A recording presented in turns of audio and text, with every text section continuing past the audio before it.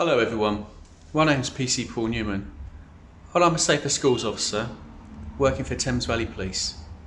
Today we're going to talk about sexting, which comes under the Protection of Children Act 1978.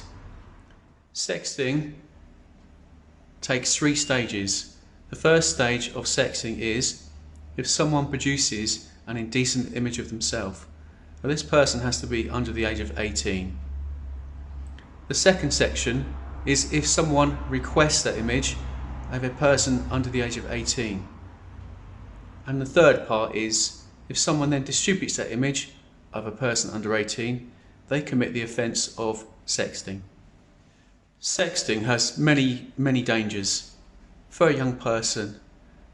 The risks are, once you send that image of yourself, you lose control of that image. It goes to somebody else who can then send that image on or capture that image and keep it for a number of years. Once that image is kept, sometimes we see the images actually go around not just 1 or 2 people, but several thousand, including several schools where an indecent image of a child can be seen by many people, not only of school age, but potentially adults as well. Ultimately, sexting is a crime, and a crime can be investigated by police officers.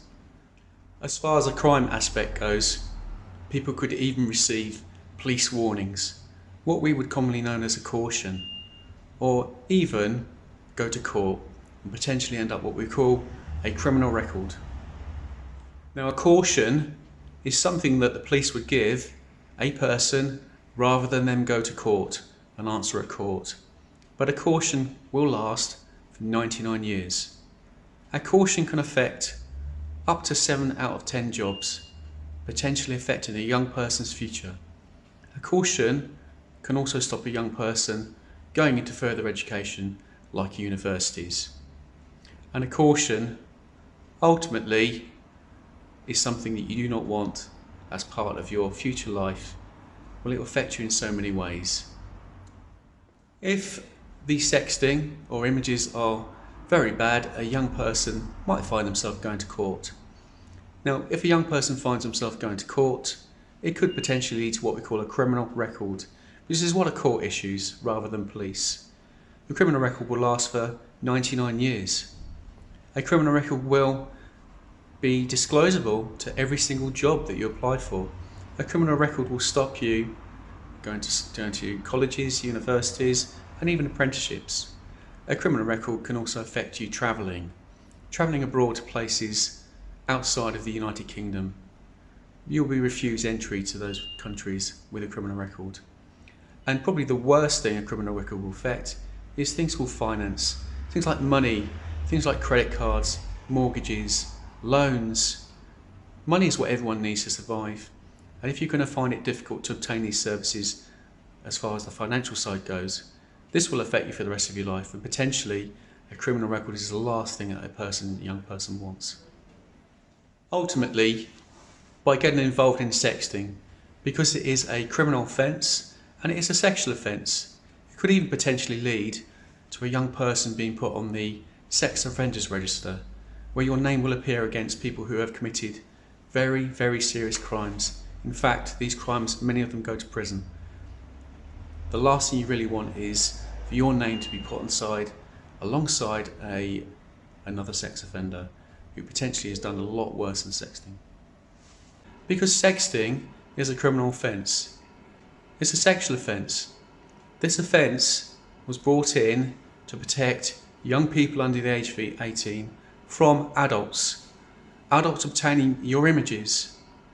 Unfortunately, if a young person gets involved in sexting, we all know by now that the age of criminal responsibility is 10 years old. So if anybody from the age of 10 to 18 is potentially thinking about getting involved in sexting, you could receive a criminal record or police caution. So next time you hear that maybe one of your friends has got involved in sexting, please advise them of the downfalls of sexting.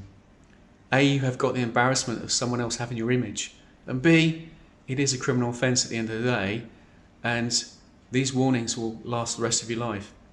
So please think very carefully about when someone else, or if anyone in the future, asks you for an indecent image. I would just like to finish with a gentle reminder of what sextortation is. This is when someone who you don't know will ask you to provide them with an image. It's often someone that you will speak to on the internet or on a social media platform. It's someone you don't know. Often these people will ask for images from you and maybe sometimes send an image of themselves. After a while, they've captured images of you which they might use against you. They might use it against you in certain ways. They might ask you for money. They might threaten to send the images around to your friends and family. There's a short video on sextortation to explain this more clearly.